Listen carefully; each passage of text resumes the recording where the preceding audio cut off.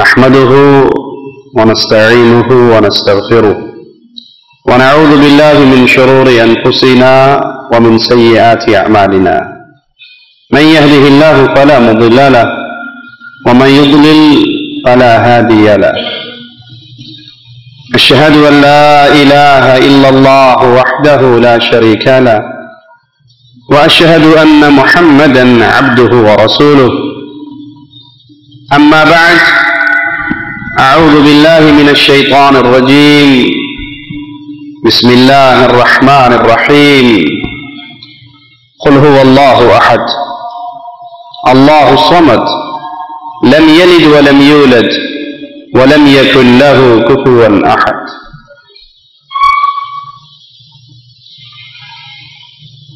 حرمین شریفین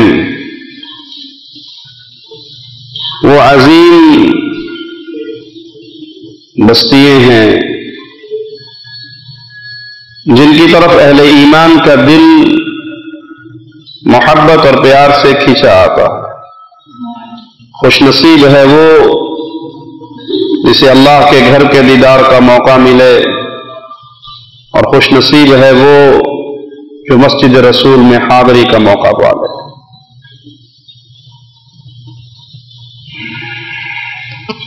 یہ امت اسلامیہ کے مرکز ہیں،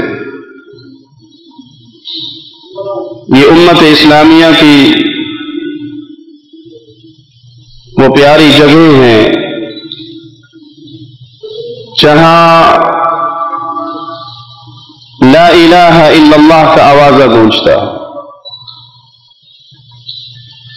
خاص طور پہ جس مبارک شہر میں میں اور آپ بیٹھے ہیں، مکہ المکرمہ، یہاں سے امام الانبیاء، امام کائنات، امام اعظم محمد الرسول اللہ صلی اللہ علیہ وسلم نے قولوا لا الہ الا اللہ کی آوازوں کو بلند کیا تھا. توحید کا نور یہاں سے پھیلنا شروع ہوا تھا. دعوت توحید کا آغاز میرے پیارے حبیب محمد کریم صلی اللہ علیہ وسلم نے اسی مبارک شہر سے کیا، اور پھر جب فاتح کی صورت میں شہر میں داخل ہوئے، جاء الحق کا نعرہ لگاتے ہوئے بتوں کو پاش پاش کیا. وہ پیغام توحید پھیلتا رہا، پھلتا رہا، پھولتا رہا، پوری دنیا کو منور کر گیا. اب جس کے دل میں عقیدہ توحید کی غیرت ہے، اس کے دل میں مکہ اور مدینہ کی عزت کی غیرت باقی رہے گی. اور جس کا دل شرکی اماجگاہ بن چکا ہے، جس کا دل صنم کدا بن چکا ہے، غیروں کی عبادت کا مرکز بن چکا ہے، تو جہاں لا الہ الا اللہ کے لیے محبت نہیں ہے، وہاں اہل توحید کے مرکز کے لیے کیسے محبت ہوگی. مملکت سعودی عربیہ وہ عظیم ملک ہے. اللہ کی قسم اس لیے نہیں کہہ رہا کہ ہم یہاں رہتے ہیں، اس لیے کہہ رہا ہوں کہ یہ آواز میری نہیں، ہر مومن کے ایمان کی آواز ہے.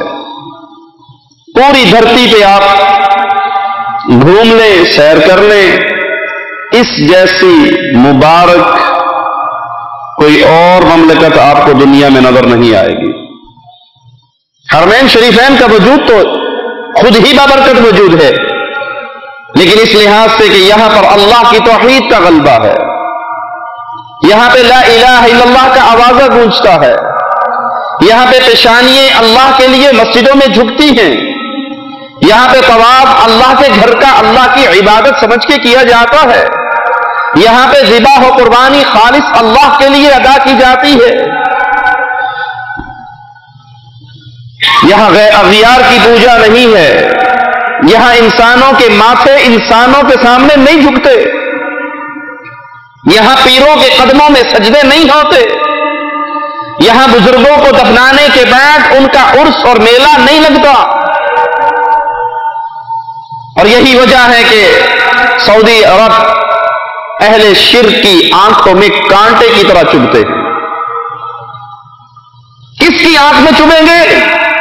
جس کا دل صنم کدا ہوگا، جس کے دل میں بت سجے ہوئے ہوں گے، جس کو عادت غیر اللہ کی عبادت کی پڑی ہوئی ہوگی، اس کو یہ پیارا ملک آگ کا انگارہ لگے گا اور اس کے خلاف پلاننگ کرتے ہوئے نظر آئیں گے، اس کے خلاف فتوے دیتے ہوئے نظر آئیں گے، کیونکہ ان کا جی چاہتا ہے کہ جیسے ان کی بستیوں میں پیروں کو پوجا جا رہا ہے، بزرگوں کو پوجا جا رہا ہے، بابوں کو پوجا جا رہا ہے، شیخ کو پوجا جا رہا ہے، حضرت کو پوجا جا رہا ہے۔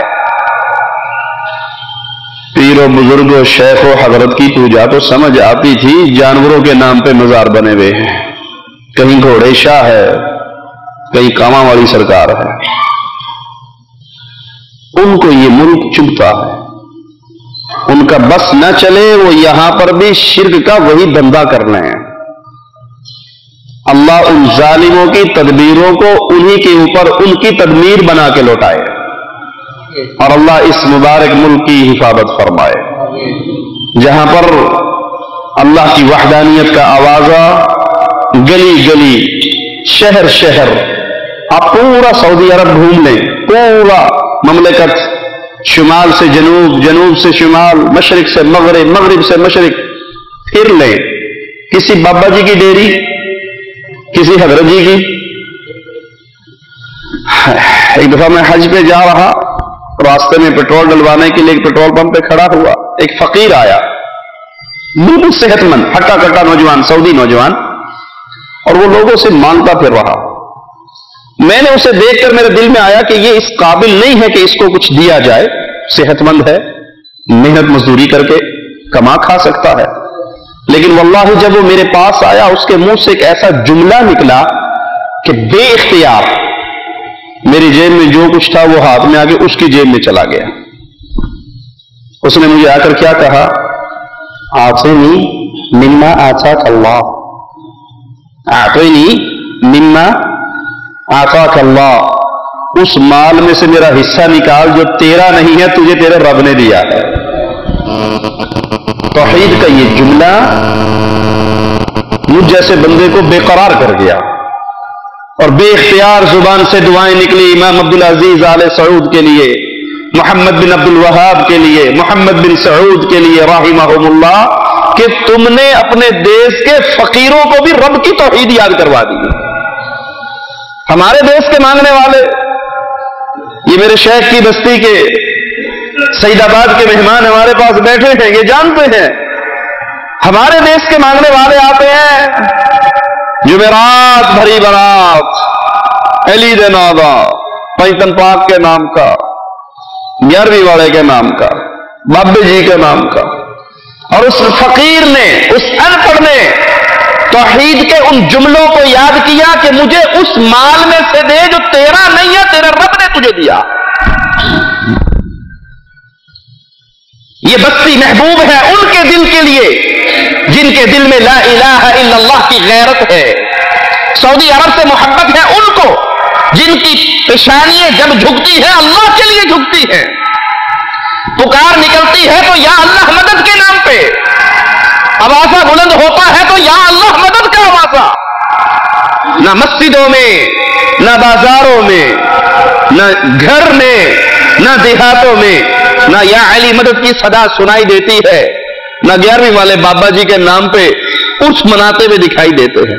حالانکہ جتنی مبارک قبریں یہاں پر ہیں دھرتی میں کہیں اور، ارے محمد کی قبر سے پیاری قبر کس کی ہوگی صلی اللہ علیہ وسلم، پیارے نبی کی لخت جگر، خاتون جنت، دنیا کی عورتوں کی سردار سیدہ فاطمہ کی قبر سے مبارک قبر کس کی ہوگی؟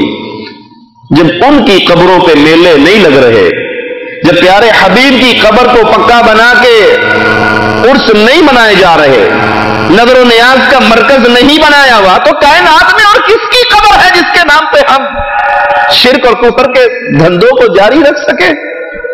یہ ملک چبھتا ہے کانٹے کی طرح، اور دکھاؤں مناظر بتاؤں آپ کو کیسے کیسے چبھتا ہے۔ ایک بابا جی ہے پیر علاؤ الدین صدیقی صاحب، وہ کہتے ہیں اپنے ایک مرید کا قصہ سناتے ہوئے کہ میں جب حرم جاتا ہوں میں ان کے پیچھے نمازیں نہیں پڑھتا ہوں، حرمین شریفین کے ائمہ کے پیچھے نمازیں نہیں پڑھتا ہوں۔ میں پوچھتا ہوں آپ یہاں آتے کیا لینے ہو جب یہاں نماز آپ کی نہیں ہوتی؟ حج تو لال شہباز قلندر کی مزار پہ بھی ہوتا ہے، وہیں کر لیا کرو۔ کیوں سائیں؟ ہوتا ہے لال شہباز کا 7 شریف میں، تو یہاں آنے کی ضرورت کیا ہے؟ جب یہاں نماز نہیں ہوتی تو گیڑے اتھی مار لیا کرو۔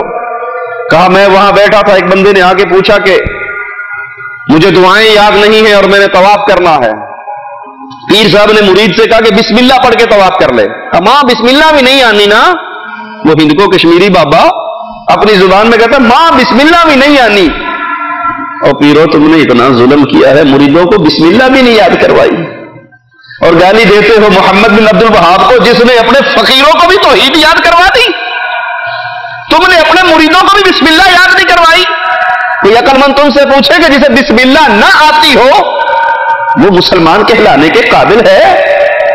ماں بسم اللہ بھی نہیں آنی، کہا بسم اللہ بھی نہیں آتی، کہا نہیں آتی، کہا کوئی بات نہیں، طواف کرو اور وہابیوں کو گالیاں دے کے طواف کرو، محمد بن عبد الوہاب نجدی رحمہ اللہ کو گالیاں دے کے طواف کرو۔ مرید پیر سے زیادہ عقل مند تھا، اس کے دل میں رب کا ڈر نہیں تھا جتنا مرید کے دل میں تھا۔ مرید کو پھر حیا آئی اور کہنے لگا پیر جی طواف کر دے گالاں کڈا، احرام پا کے گالاں کڈا، گناہ ہو سی، کہنا کملیا تیرے پچھلے معاف ہو سن، گناہ نہیں ہوگا، تیرے پچھلے گناہ بھی معاف ہو جائیں گے کیونکہ تو وہابیوں کو گالیاں دے رہا ہے۔ یہ گالی دینے کی وجہ کیا ہے؟ یہ سعودی عرب سے دشمنی کی وجہ کیا ہے؟ اس کی وجہ صرف یہی ہے کہ یہاں پر اہل توحید کی حکومت ہے جو لوگوں کو رب کی توحید سکھاتے ہیں، جو لوگوں کی گردنوں کو اللہ کے سامنے جھکاتے ہیں، جو لوگوں کو قرآن حکیم کی تعلیم دیتے ہیں۔ یہاں نہ کسی فرقے کی تعلیم ہے، نہ کسی گروپ کی تعلیم ہے، نہ یہاں پہ بٹوارے ہیں، تہاڈی مسجد ساڈی مسجد، تہاڈی مسجد ساڈی مسجد، ساڈی تہاڈے مگر نہیں ہوندی، تہاڈی ساڈے مگر نہیں ہوندی۔ ہے لڑائیاں یا نہیں؟ پاکستان کی ایک مسجد پہ لگا ہوا بورڈ میری آنکھ میں کانٹے کی طرح چبھ رہا ہے، جس کے اوپر لکھا ہوا ہے کہ یہ بریلوی مسلک کی مسجد ہے، یہاں پہ کوئی اور داخل ہو کے نماز نہ پڑھے، وہابیوں کا داخلہ منع ہے۔ ارے مسجد میں اذان دیتے ہو حی علی الصلاۃ، پرندوں کو بلاتے ہو، حی علی الفلاح پہ چڑیے آگے تمہاری مسجد میں۔ مسجد تو ہے لوگوں کو نماز کے لیے بلانے کے لیے، اور فتنے نے، گروپ بندی کے فتنے نے مسلمانوں کو ایسے ٹکڑے ٹکڑے کر دیا ہے کہ مسجدوں پہ بول لگے اے ساڈی ہے تسی نہ بڑھیا جو تہاڈی ہے اسی نہیں بڑھا گے، انا للہ و انا الیہ راجعون۔ یہاں پر کوئی گروپ بندی نہیں، قرآن اور حدیث کی دعوت ہے، لا الہ الا اللہ کا پیغام ہے، اتباع سنت محمد کریم صلی اللہ علیہ وسلم کا درس ہے۔ یہی وجہ ہے جس کے دل میں جتنا کفر اور شرک ہوتا ہے، شیخ ابن باز رحمت اللہ علیہ فرمایا کرتے تھے جس کے دل میں جتنا شرک اور کفر ہوتا ہے اتنی ہی مملکت سعودی عرب کے لیے دشمنی اس کے دل میں ہوتی ہے۔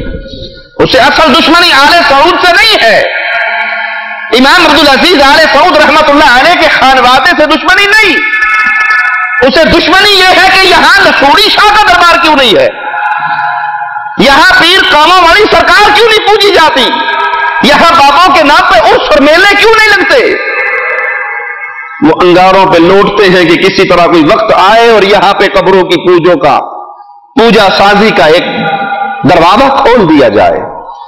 اللہ تجھے تیرے پیارے ناموں کا واسطہ ہے، مملکت سعودی عرب کی حفاظت فرما، یہاں کے امن کی حفاظت فرما، یہاں کی حکومت کی حفاظت فرما، کہ جس طرح توحید کا بوٹا ملک سلمان حافظہ اللہ کے والد عبدالعزیز آل سعود نے لگایا، اللہ اس کو پھل والا درخت بنے، وہ ایسے ہی اس کی حفاظت کرتا رہے، اس کا سایہ اہل ایمان تک پہنچتا رہے اور وہ توحید کے اندر داخل ہوتے رہے۔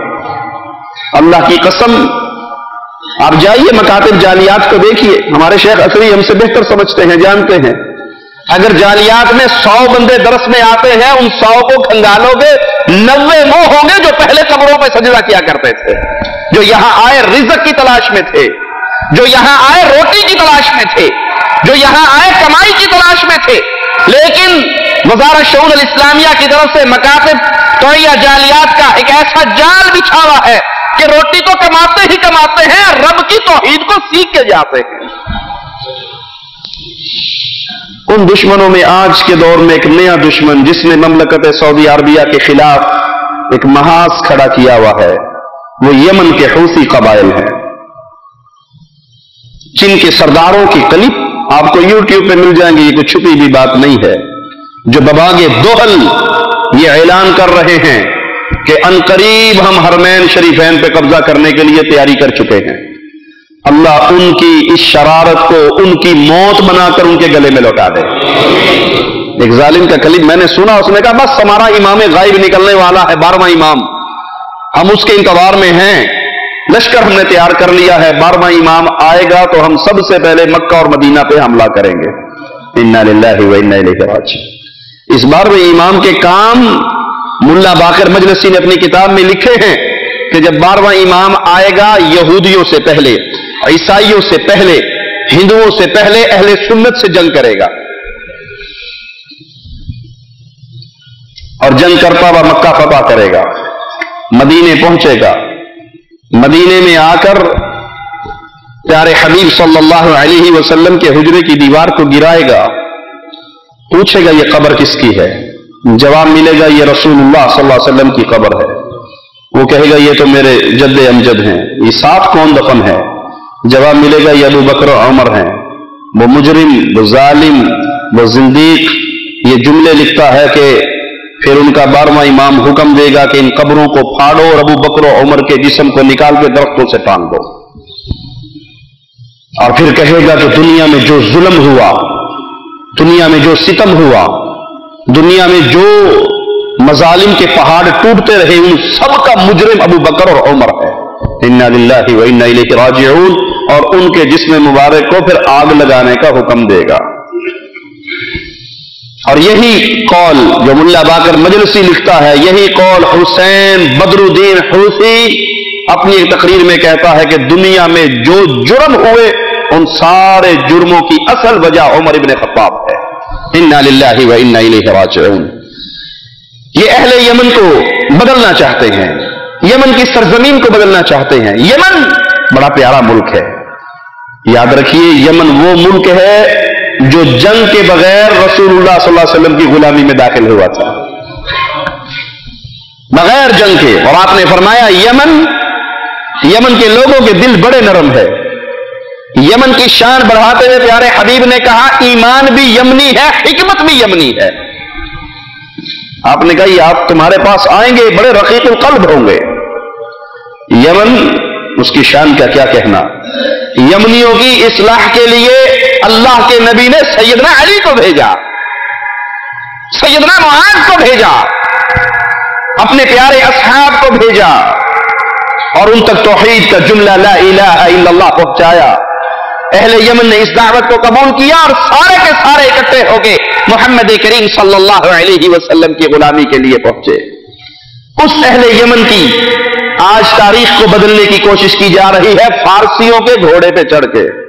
घोड़ा फारसियों का है, असलहा फारसियों का है, मजूसियों का माल है, मजूसियों की ताकत है, मजूसियों के इशारे हैं और कोशिश है कि यमन के जरिए कोई ऐसी पोस्ट मिल जाए जिस पे बैठकर ममलकत हरमैन शरीफैन पे वार किया जाए। और भूल गए ये ख्वाब देखने वालों, तुम अबू लुअलुअ मजूसी के मानने वाले हो और जिनके ऊपर हमले का सोच रहे हो, ये मोहम्मद करीम के हाथ पे बैत करने वालों की औलाद है।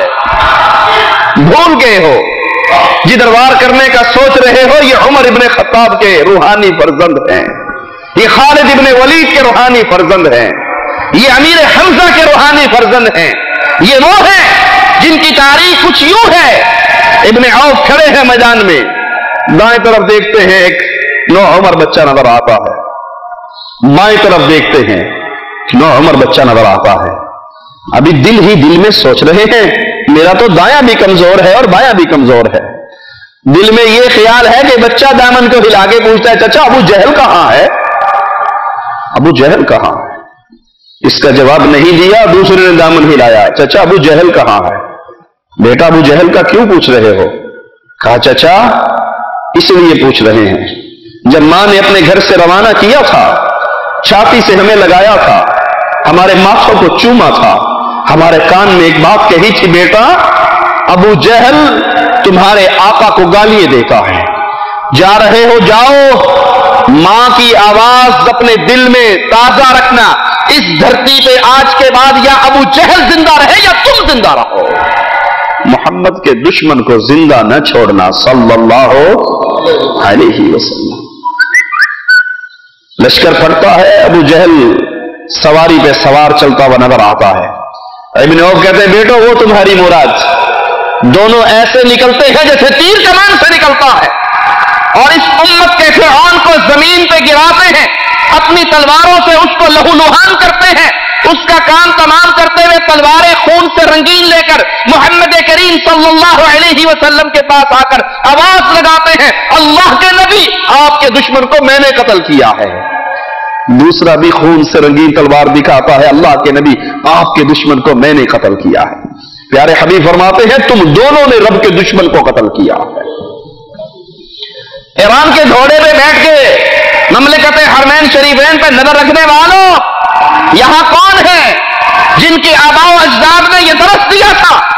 عبد الرحمان نے کہا تھا بابا تلوار اٹھی تھی 3 مرتبہ تیرا چہرہ نظر آیا تھا، تیرے چہرے کو دیکھ کے میں خاموش ہو گیا، تلوار نہیں چلائی۔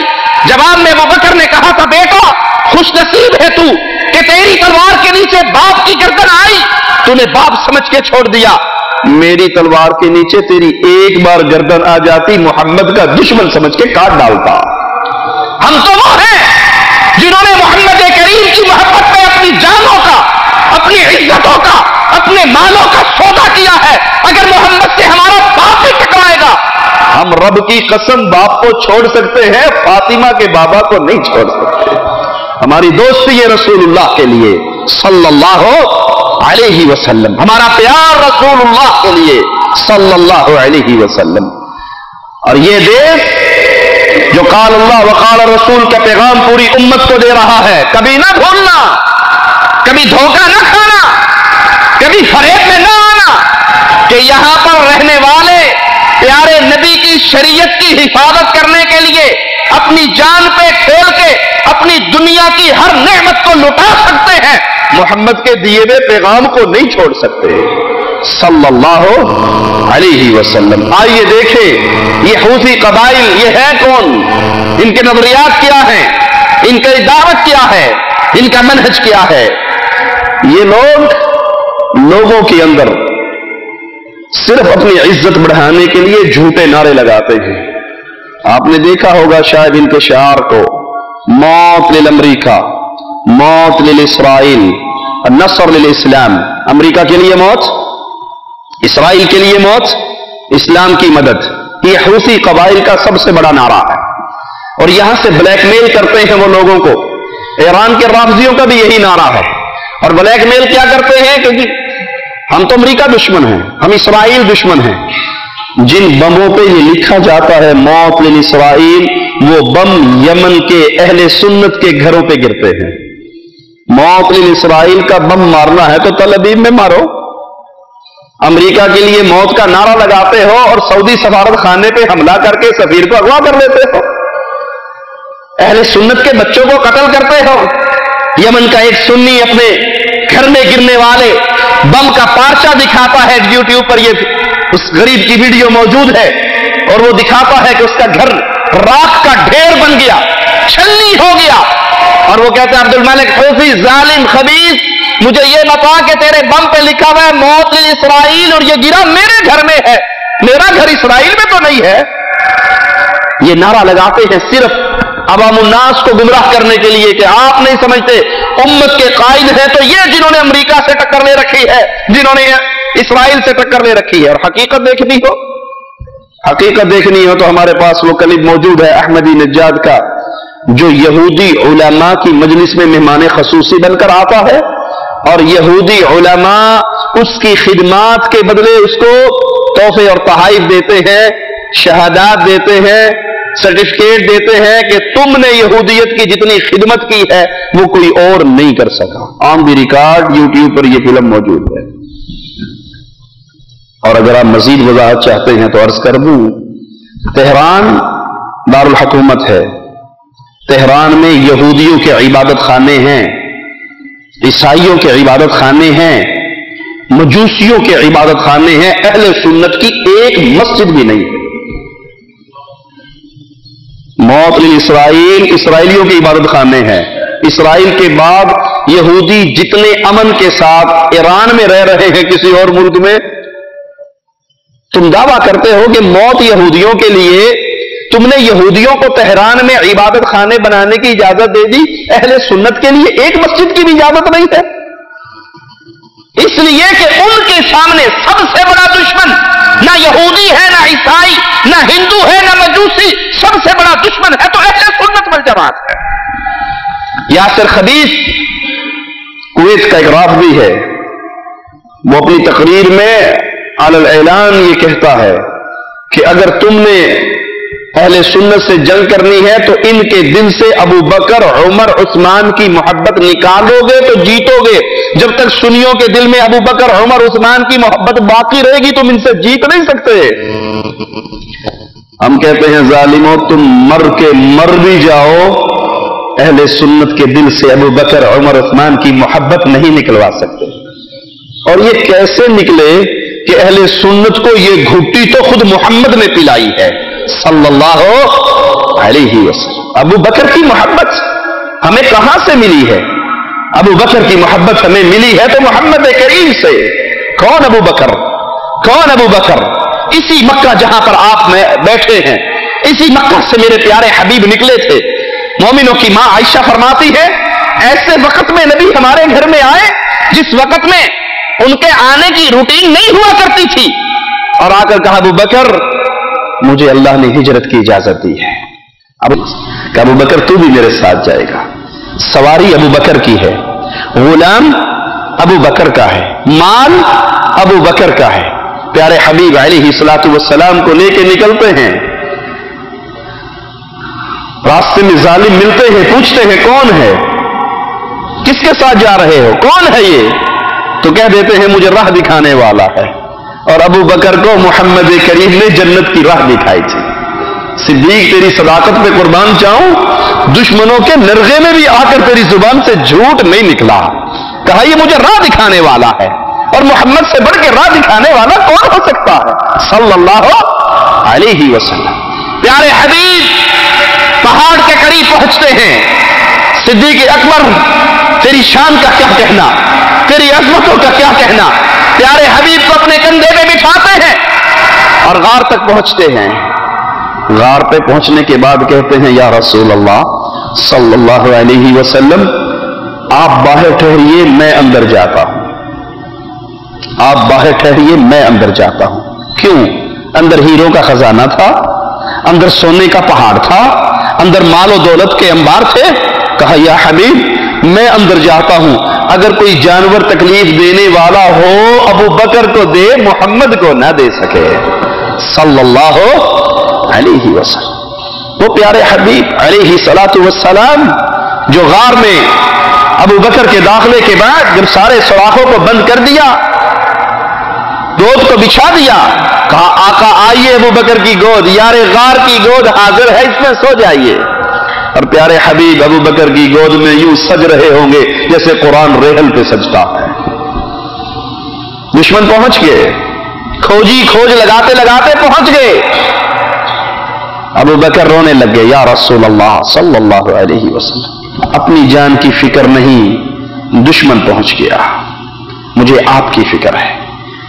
ابو بکر کو رب نے کیا شان دی، میرے پیارے حبیب نے فرمایا لا تحزن، ابو بکر غم کیوں کرتا ہے؟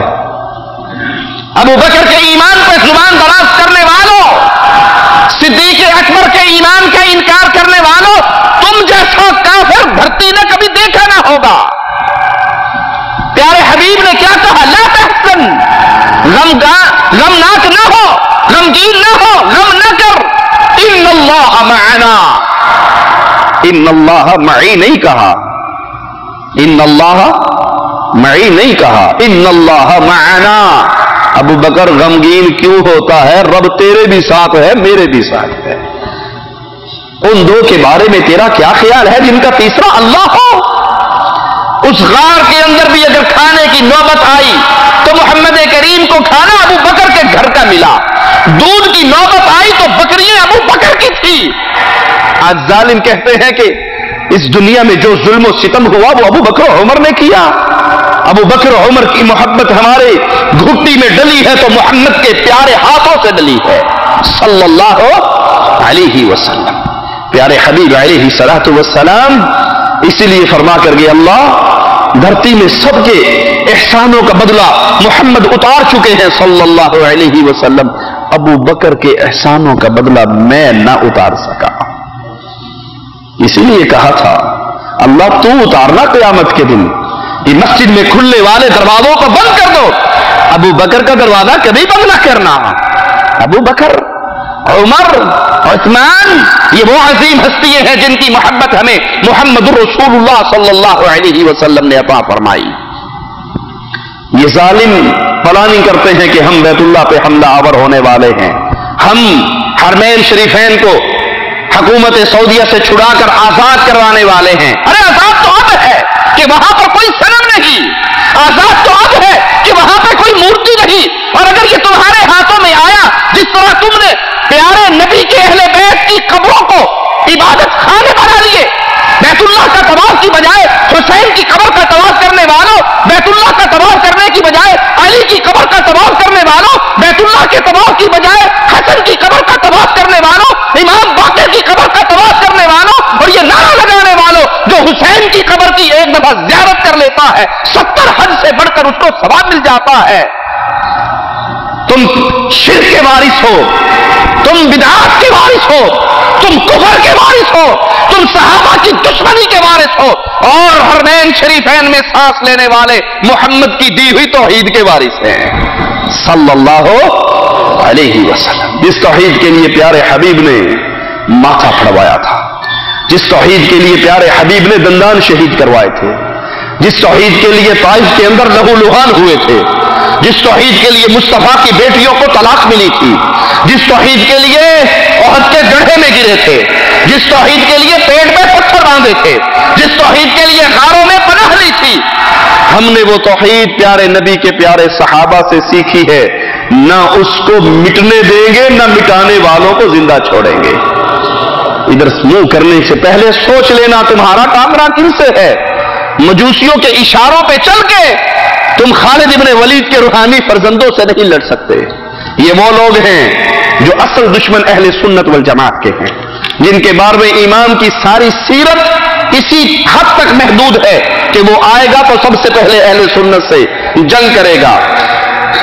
ان کا حال اگر جاننا چاہتے ہیں تو قرآن حکیم کی یہ آیت سن لیجئے، قد بدت البغضاء من افواہہم، ان کے دلوں میں اہل سنت کا جو بغض ہے وہ ان کی زبانوں سے ظاہر ہو چکا ہے۔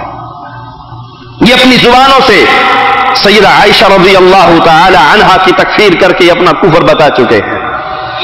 سیدہ عائشہ کے دشمن یاسر خبیث کا نام یوٹیوب پہ لکھو گے تو کھل جائے گا۔ وہ سیدہ رضی اللہ تعالی عنہا، ان کی وفات کے دن لندن میں جشن مناتے ہوئے کیک کاٹتا ہے اور اس پہ لکھتا ہے عائشہ فی النار۔ انا للہ و انا الیہ راجعون، انا للہ و انا الیہ راجعون۔ یہ اصل میں گالی دینا چاہتے ہیں محمد کریم صلی اللہ علیہ وسلم کو، دے نہیں سکتے، عوام سے ڈر لگتا ہے تو ڈائریکٹ نہیں دے سکتے، انڈائریکٹ دیتے ہیں۔ سمجھا دوں آپ کو، یہ میں گفتگو اس لیے کر رہا ہوں کہ کسی کے دل میں حوثیوں کی محبت کے کوئی ذرات باقی ہو تو آج اللہ کی رحمت سے ان کو کھرچ کے محمد اور پیارے محمد کے صحابہ کی محبت کا جھنڈا گاڑ کے جاؤں صلی اللہ علیہ وسلم۔ کوئی آپ سے کہے آپ بہت اچھے ہیں، آپ کی بیوی بڑی گندی ہے، آپ بہت اچھے ہیں، آپ کے دوست بڑے گندے ہیں، آپ بہت اچھے ہیں، کپڑے آپ نے بہت برے پہنے ہوئے، آپ بہت اچھے ہیں، جوتی آپ کی بہت بری ہے، آپ بہت اچھے ہیں، سسرال آپ کا بڑا ہی گندا ہے، تو بندہ تنگ آ کے کی کہے گا ڈائریکٹ مینو ہی کہہ دے میں پیڑا ہے، یہ تو کیا ڈرامہ کر ابھی آپ اچھے ہیں لیکن ससुराल आपका बहुत गंदा है, आप अच्छे हैं बीवी आपकी बहुत गंदी, आप अच्छे हैं दोस्त आपके बहुत गंदे, तो क्या मायना है? वो डायरेक्ट गाली आपको देना चाहता है लेकिन झिझकता है, इनडायरेक्ट होकर गाली दे रहा है। इन हूसी जालिमों का ये हाल है, इन मजूसियों का ये हाल है। ये देना चाहते हैं गाली रसूलुल्लाह सल्लल्लाहु अलैहि वसल्लम को, लेकिन दे नहीं सकते। तो क्या कहते हैं कि नहीं, आप तो ठीक थे लेकिन आपकी जोजा मुहतरमा जो थी ना, वो नाऊज़ु बिल्लाह सुम्मा नाऊज़ु बिल्लाह सुम्मा नाऊज़ु बिल्लाह फाहिशा थी। इस खबीस मुजरिम ने किताब लिखी है सैयदा के ऊपर जिसका नाम अल फाहिशा रखा, लानतुल्लाहि अलैह। ये गाली देना चाहते हैं प्यारे हबीब को, दे नहीं सकते तो कान घुमा के पकड़ते हुए कहते हैं इर्तद्दन नास बअद नबी इल्ला अरबा। नबी सल्लल्लाहु अलैहि वसल्लम की वफात के बाद सारे काफिर हो गए थे सिवाय 4 के। तुम समझोगे 4 में उन्होंने अहले बैत को शामिल किया होगा, 4 में अली का नाम नहीं है, 4 में हसन का नाम नहीं है, 4 में हुसैन का नाम नहीं है, 4 में फातिमा का नाम नहीं है, 4 में अब्बास का नाम नहीं है, 4 में हम्जा का नाम नहीं है।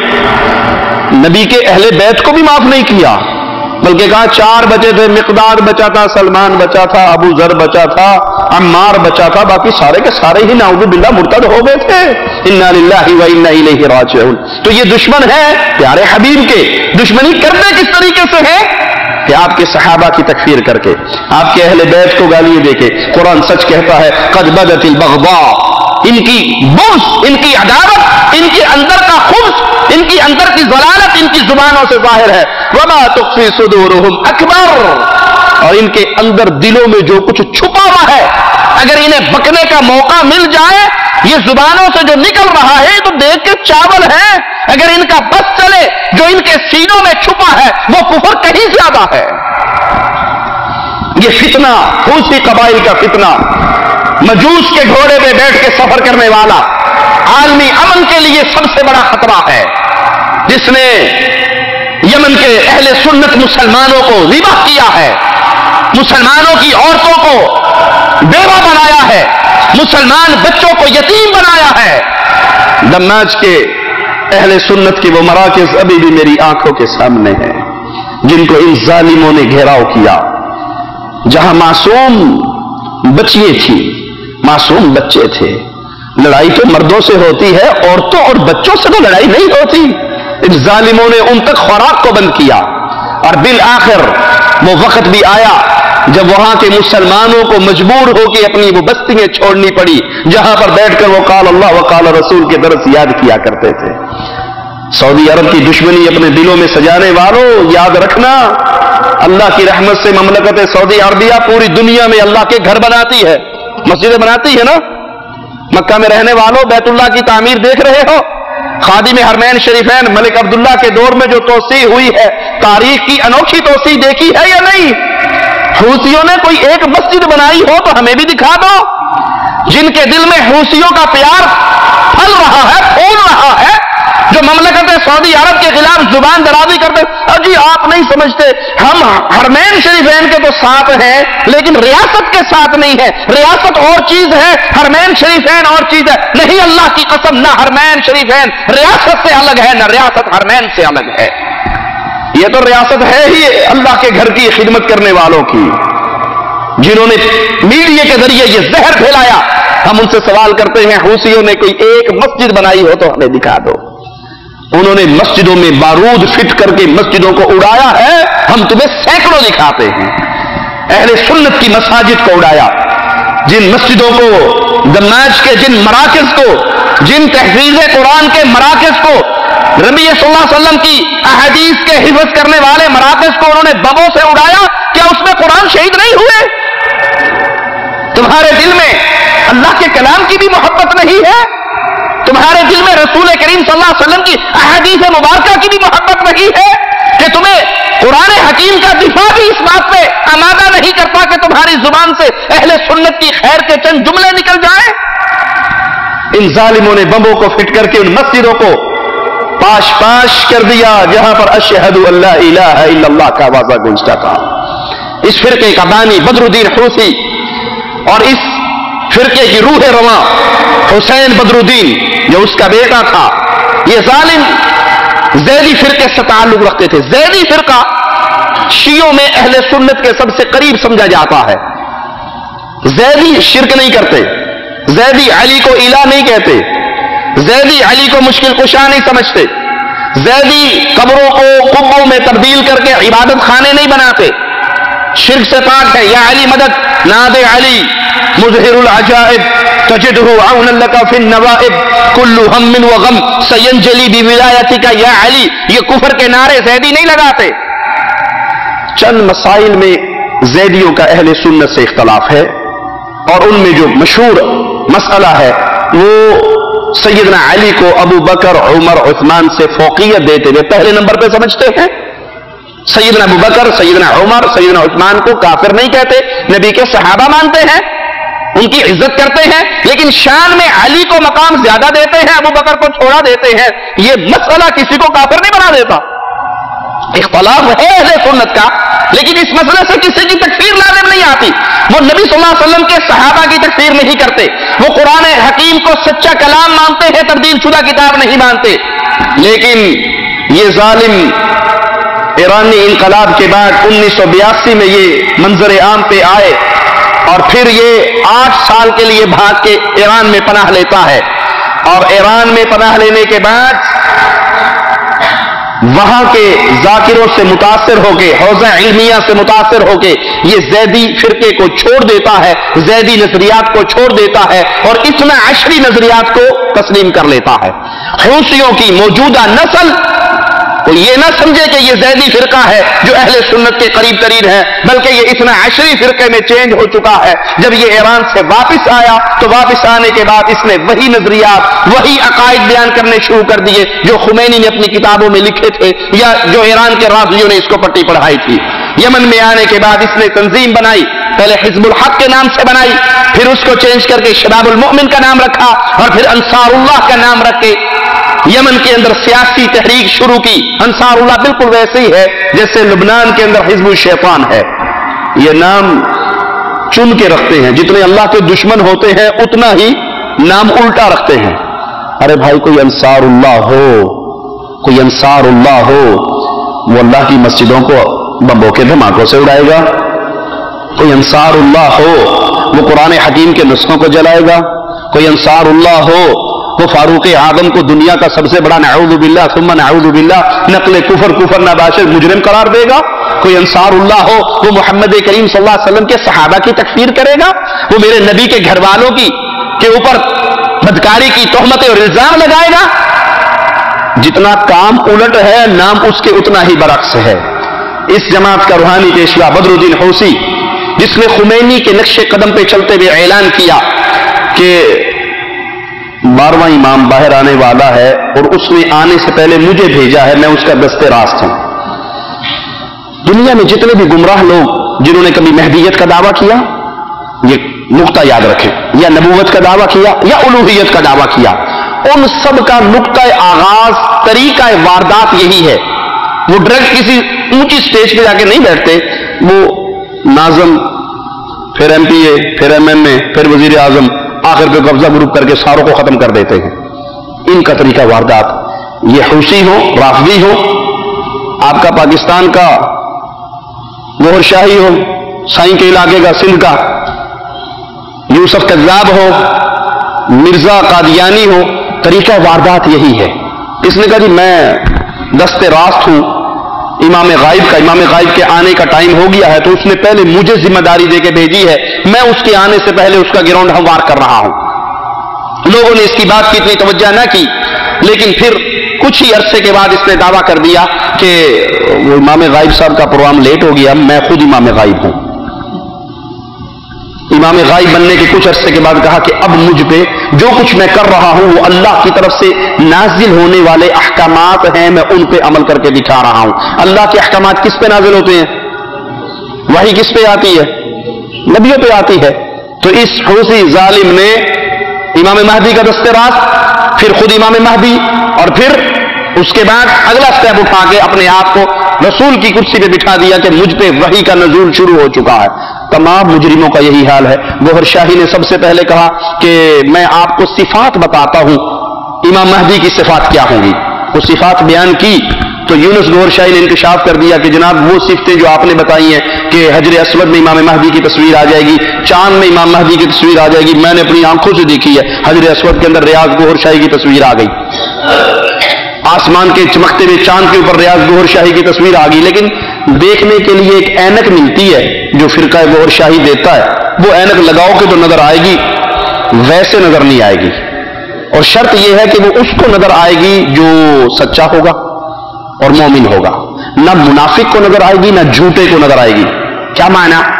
اگر آپ کہو کہ ہم نے حجر اسود کو بڑے غور سے دیکھا ہے، کچھ نظر نہیں آ رہا، تو دو فتوے آپ پہ لگ گئے، آپ جھوٹے بھی ہو منافق بھی ہو، تو ان فتووں سے بچنے کے لیے جو دیتے ہیں بالکل جی بالکل وہ اکھا نے تو وہ ناک ہے تو دند بھی نظر آئے نے، پورا منہ گوہر شاہی صاحب کا حجر اسود میں لگا ہوا تاکہ نہ جھوٹا کوئی کہے اور نہ منافق کہے۔ کچھ دن یہ پروپیگنڈا چلتا رہا، جب تسلیم کر لیا انہوں نے کہا جی اب تو بزرگوں کے فرشتے بھی نازل ہونے لگے ہیں۔ مرزا قادیانی نے یہی طریقہ واردات اختیار کیا، سب سے پہلے اپنے آپ کو مجدد کے روپ میں پیش کیا، عیسائیوں سے مناظرے کیے، ہندوؤں سے مناظرے کیے، مسلمانوں نے اس کو شہرت دی، اس کے بعد اس نے کہا جی وہ جو پیدا ہونا تھا نا وہ عیسیٰ تو فوت ہو گئے، وہ جو پیدا ہونا تھا وہ میں پیدا ہو گیا، پھر کہا جی نہیں وہ آپ غلطی میں رہ گئے، میں پھر اپنے آپ کو دیکھ رہا تھا کہ مریم کے روپ میں بھی میں ہی تھا، عیسیٰ کے روپ میں بھی میں ہی تھا، اور نعوذ باللہ کشتی نوح میں یہ مجرم لکھتا ہے کہ نعوذ باللہ ثم نعوذ باللہ ثم نعوذ باللہ نقل کفر نباشد، کہ میں نے اپنے آپ کو اس حال میں دیکھا کہ اللہ نے میرے ساتھ تعلقات استوار کیے اور پھر میں اپنے آپ میں سے خود ہی پیدا ہو گیا۔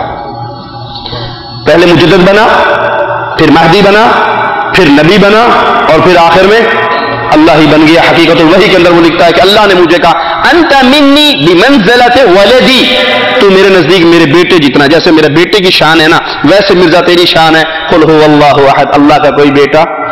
تو یہ جتنے مجرم ہیں یہ پہلے سٹارٹ لیتے ہیں، امام غائب کے نائب بنتے ہیں، پھر امام غائب بنتے ہیں، پھر رسول بنتے ہیں، اور رسول بنتے بنتے فرشتوں کا نزول بھی ہوتا ہے۔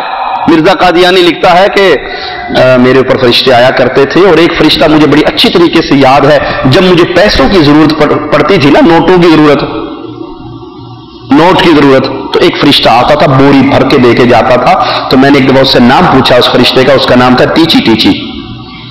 یہ ٹیچی ٹیچی میرے نوٹ دے کے جانا سی، تو میں نے کہا ٹے اور چے شیخ عربی میں نہیں ہے نا، لیکن ٹی اور سی ایچ چے انگلش میں آواز آتی نا، یہ تو گوریاں کا فرشتہ میں لگ رہا تھا، باہروں نوٹ دے کے جانا سی، آسمانوں نہیں آتا سی۔ ان سب مجرموں کا طریقہ واردات یہی ہے، یہی حوثیوں کے اس سردار نے کیا، پہلے امام غائب کا دست راست بنا، پھر امام غائب بنا، اور پھر یہ دعویٰ کیا کہ اب میں جو کچھ کر رہا ہوں یہ میرے اوپر احکامات کا نزول ہو رہا ہے۔ حسین بدر الدین حوثی اس گروہ کا حقیقی قائد ہے، اس نے اپنے نظریات عام کرنے کے لیے کئی کتابیں لکھی اور کئی لوگوں نے اس کی تقریروں کو کتابی شکل دی، تو 100 کے قریب رسائل اس ظالم کے نام سے مشہور ہے، اور وہی اس پورے فرقہ حوثیہ کی بنیاد ہے، وہی اساس ہے، وہی دستور ہے، وہی نظریات ہے۔ حوثی گروہ کا ایک اور لیڈر محمد بدر الدین حوثی ہے، یہ علمی میدان کا شہ سوار ہے جو اپنے فرقے کا علمی میدان میں دفاع کرتے ہوئے نظر آتا ہے۔ یحییٰ بدر الدین حوثی یہ یمن کی پارلیمنٹ کا رکن بھی رہا ہے اور دنیا کے سامنے ان کا دفاع کرتے ہوئے یہی نظر آتا ہے۔ عبد الملک بدر الدین حوثی یہ موجودہ کمانڈر ہے، اور میں اللہ کی رحمت سے اللہ سے امید کرتا ہوں، شنید یہی ہے کہ یہ ظالم اہل سنت کے اس مارکے کے اندر ہلاک و برباد ہو چکا ہے۔ اللہ اگر یہ نہیں بھی ہوا تو اپنے کتوں میں سے کتا اس پہ مسلط کر کے حرمین شریفین کی حفاظت فرماتے ہوئے اس فتنے سے مسلمانوں کو نجات عطا فرما۔ انہوں نے سب سے پہلے 1999 میں 99 میں تربیتی پروگرام شروع کیے، تعلیمی پروگرام شروع کیے۔ صرف ہمارا مقصد تعلیم ہے، تربیت ہے، اور پھر یہی تعلیمی اور تربیتی نشست عسکری تحریک کی صورت اختیار کر گئے، اور عسکری تحریک کی صورت اختیار کرتے کرتے یہ کچھ خائن ایسے ملے ان کو جن کے ساتھ یہ شامل ہونے کے بعد پھر انہوں نے فساد برپا کیا۔ یمن کے اندر ایک گاؤں پہ حملہ کیا، اہل سنت کو، جو پورا گاؤں اہل سنت کا تھا، تمام اہل سنت کو گھروں سے نکالا، اور ان کے گھروں میں خود یہ حوثی قبائل داخل ہوئے، اور آدھے گھنٹے کے بعد، کچھ وقت کے بعد ان کو واپس جانے کا حکم دے دیا، اور ان کے گھروں کے دروازوں پہ، ہر دروازے پہ بارودی سرنگوں کو دبا دیا گیا۔ وہ اہل سنت بچے، وہ اہل سنت مائیں، وہ اہل سنت عورتیں جب اپنے گھروں کو لوٹی تو وہ پورا کا پورا گاؤں چند سیکنڈوں کے اندر ملبے کا ڈھیر بن کے خاک کے اندر لہو کے اندر نہا گیا. یہ ظلم و ستم کی کہانی جب خادم حرمین شریفین ملک سلمان بن عبدالعزیز آل سعود حافظہ اللہ نے دیکھی، جس کو کوئی بھی غیرت والا برداشت نہیں کر سکتا، کجا خادم حرمین شریفین کی غیرت ہو، تو پھر انہوں نے عاصمۃ الحزم کے نام سے اہل سنت کو ساتھ ملا کر، خلیج کے ممالک کو ساتھ ملا کر، سنی ممالک کو ساتھ ملا کر یہ بڑھتے ہوئے فتنے کے دروازے کو بند کرنے کے لیے یمن پہ حملہ کیا. یہ حملہ حرمین شریفین کے تحفظ کا حملہ ہے، یہ حملہ حرمین شریفین کی حفاظت کے لیے کیا گیا تاکہ ان کا یہ فتنہ جہاں پر ہے اس کو ان کے گھر میں جا کے دبا دیا جائے. اللہ سے دعا ہے اللہ ہمیں اہل حق کے ساتھ شامل فرمائے، اللہ خادم حرمین شریفین کو جزائے خیر سے نوازے، اللہ ملک سلمان کی حفاظت فرما، اللہ اس کے ذریعے اسلام کی مدد فرما، اسلام کے ذریعے اس کو عزت عطا فرما. اللہ ہمیں زندہ رکھنا، توحید پہ رکھنا، اللہ ہمیں موت دینا اس حال میں دینا تو ہم سے راضی ہو میرے مولا، ہم تجھ سے راضی ہو میرے اللہ.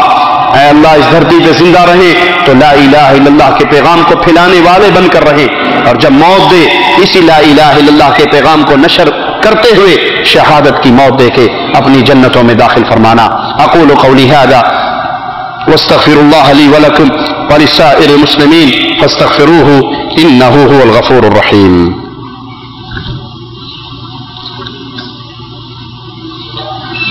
سائل کہتا ہے کہ ماں باپ اہل توحید ہیں مگر بچی کا رشتہ شرک کرنے والے لوگوں میں دے رہے ہیں، جبکہ بچی بھی اہل توحید میں سے ہے، قرآن و سنت کی روشنی میں وضاحت کریں.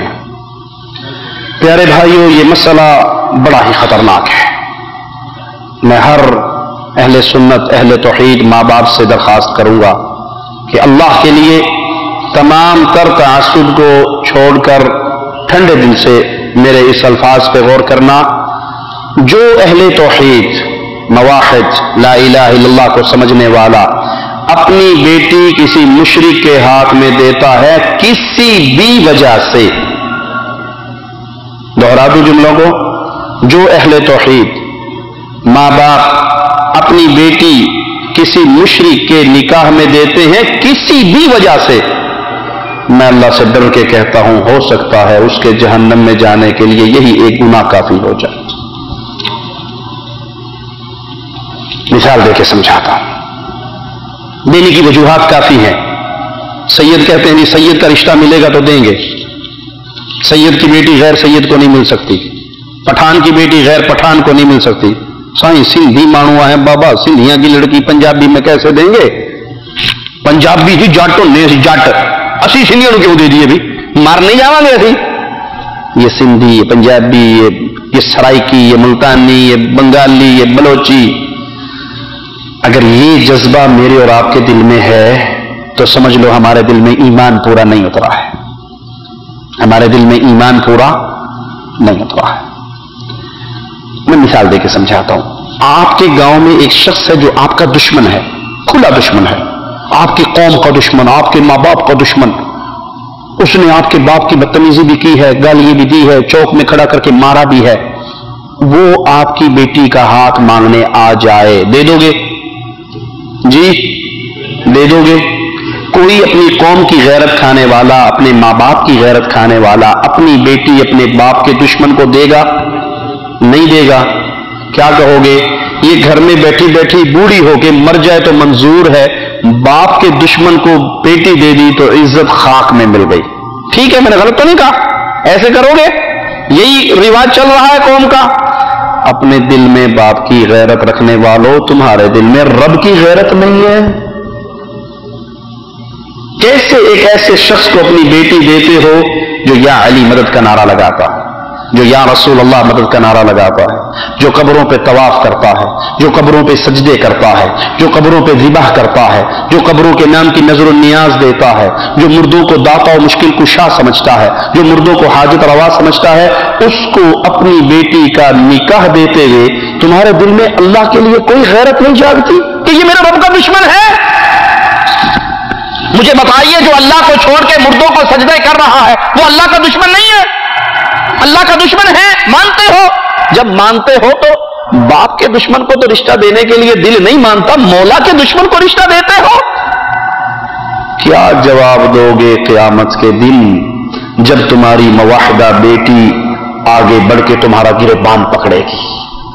اللہ میں اہل توحید میں سے تھی، میرے باپ نے صرف جٹ کی بنیاد پہ، ارائی کی بنیاد پہ، مغل کی بنیاد پہ، سید کی بنیاد پہ، قوم کی بنیاد پہ، وطنیت کی بنیاد پہ، لسانیت کی بنیاد پہ میرا رشتہ ایک مشرک کو دے دیا تھا۔ قیامت کے دن اللہ کو کیا جواب دو گے؟ اس بیٹی نے آپ کا گریبان پکڑا تو کیا کرو گے؟ نمبر ایک، یہ تو میری گفتگو تھی ماں باپ کے ساتھ کہ اللہ سے ڈر جائیں، اپنی آخرت نہ خراب کریں۔ دوسری پہ اپنی بیٹی دے دے، تیسری پہ دے دے، چوتھی پہ دے دے۔ ارے کوئی رشتہ نہیں آتا، آپ کی مواحدہ بیٹی ایمان کی حفاظت کرتے کرتے گھر میں مر جائے، اس کو برداشت کر لیں، لیکن کسی مشرک کے ہاتھ میں اپنی بیٹی کا نکاح نہ دیں۔ دوسری گفتگو میری ان بہنوں سے، ان بیٹیوں سے ہے جن کے ماں باپ مجبور کر کے ان کو مشرک کے نکاح میں دیتے ہیں۔ شریعت محمدیہ نے ولی کی شرط لازم قرار دی ہے، ولی کی شرط کے بغیر نکاح نہیں ہوتا۔ جہاں اسلام میں ولی کی رضامندی لازم ہے وہاں پہ لڑکی کی رضامندی بھی لازم ہے۔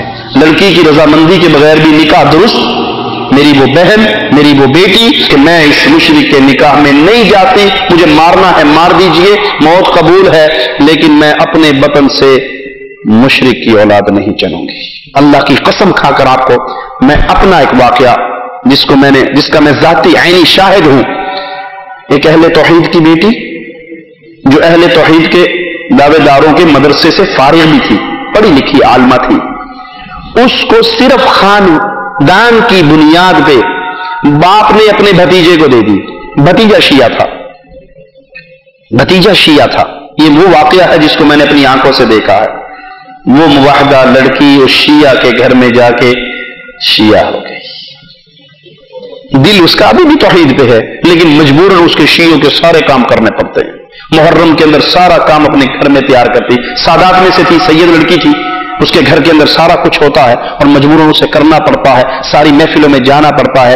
اب وہ باپ قیامت کے دن اپنی بخشش کے لیے کون سی نیکی پیش کرے گا کہ اس نے ایک مواحدہ لڑکی کو مشرک بنا دیا؟ اس لیے اللہ سے ڈرے، نہ لڑکی اس کو قبول کریں اور نہ ماں باپ یہ عمل کریں۔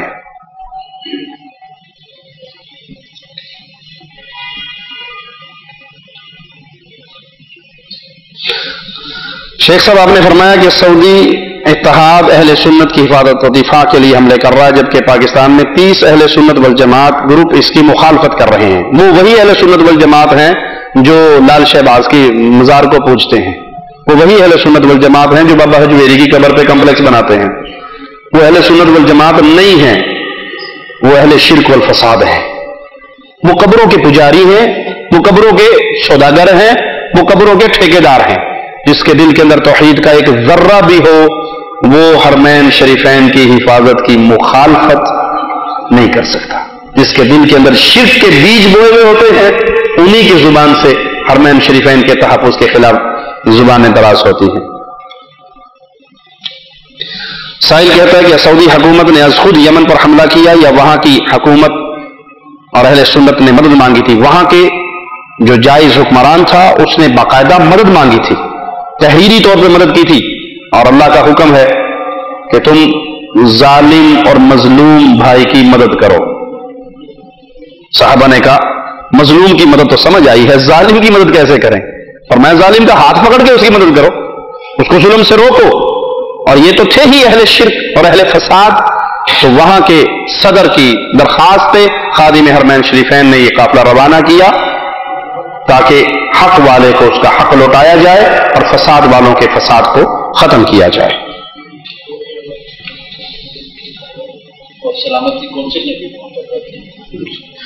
مہر کتنا ادا کرنا ہے آپ کی مرضی ہے بھائی، جتنے پہ سودا ہو جائے۔ تھوڑا تو جی کرے گا ریالچی کام دان جو ہے، نکاح کو آسان کریں، زنا کو مشکل کریں، اس کے لیے مہر معقول ہونا چاہیے۔ یہ بھی نہیں کہ آپ پہلی رات ہی انگوٹھا دیں کر مینو معاف، نہیں، لیکن ہاں اگر خزانہ دیا ہوا ہے مہر کا اور معاملہ ختم ہونے لگا ہے تو واپس نہیں لے سکتے، واپس نہیں لے سکتے۔ لیکن جو یہ रिवाज कई कौमों में चला हुआ है कि वो लाख रियाल ही महर लेना है। वो लाख रियाल इकट्ठा करते करते मुंडा 40 साल का हो जाता है बेचारा, ठीक है। और कहीं पे इतना भी कि 32 रुपए चारा में, जिसके सरसों के तेल की 1 किलो बोतल भी नहीं आ सकती। तो माकूल महर होना चाहिए जिससे शादी के अखराजात वगैरह जो लड़की के जिम्मे नहीं है, ये याद रखिए, शादी के अखराजात लड़की के जिम्मे इतना महर लेना चाहिए जिससे माँ बाप कम से कम अपनी बेटी की शादी पे जो खर्च हो रहा है वो उसके महर में से खर्च करके।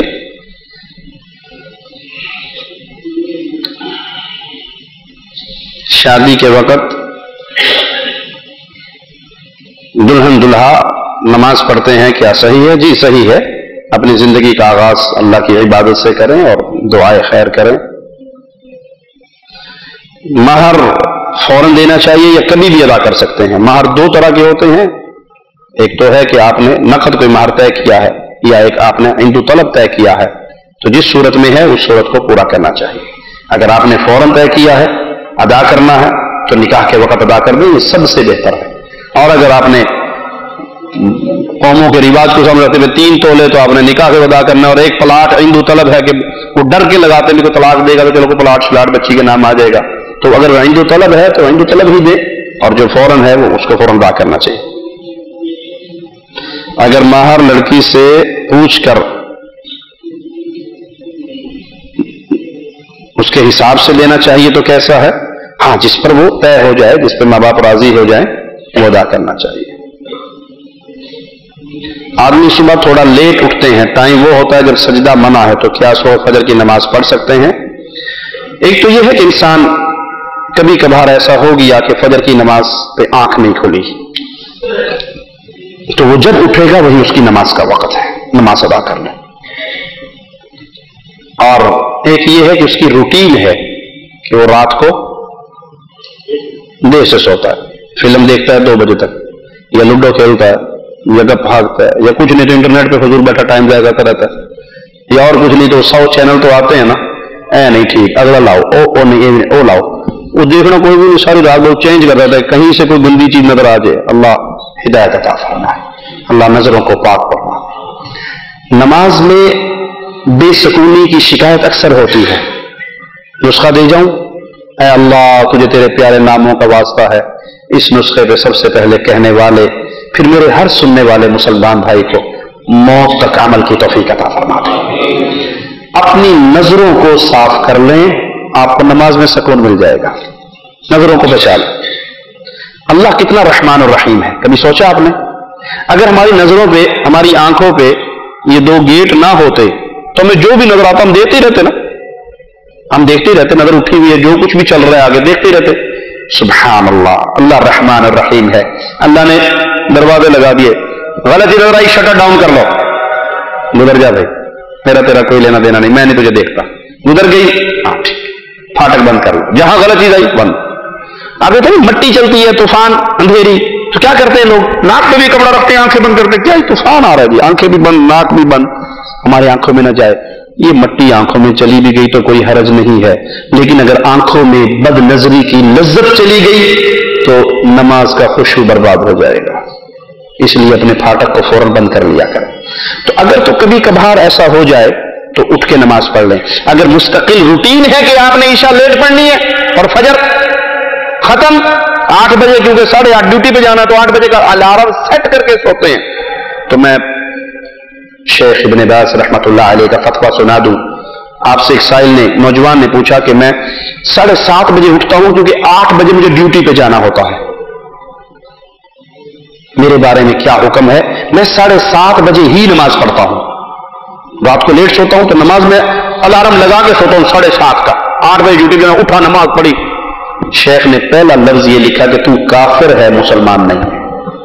तफसील बाद में बयान की, लेकिन आगाज अपने फतवे का शेख ने काफिर के लफ्ज से किया कि तू काफिर है, मुसलमान नहीं। दलील क्या दी? कि जो वक्त अल्लाह ने मुकर्रर किया था तूने उसको तब्दील करके जो तेरे दिल ने चाहा नमाज का वो वक्त मुकर्रर किया, तो तेरा इलाह अल्लाह नहीं है, तेरा इलाह तेरा नफ्स है।